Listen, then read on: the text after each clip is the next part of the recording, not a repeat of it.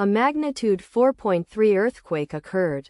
Sumbawa region, Indonesia. 131 kilometers SE of Sumbawa Besar, Indonesia, or 230 kilometers SA of Mataram, Indonesia. On Sunday, the 25th of May 2025, at 2 hours 58 minutes and 41 seconds local time.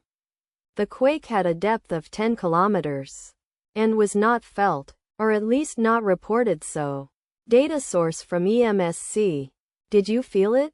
Let us pray. May the earthquake that occurred not affect our brothers and sisters there. May the earthquake not happen again.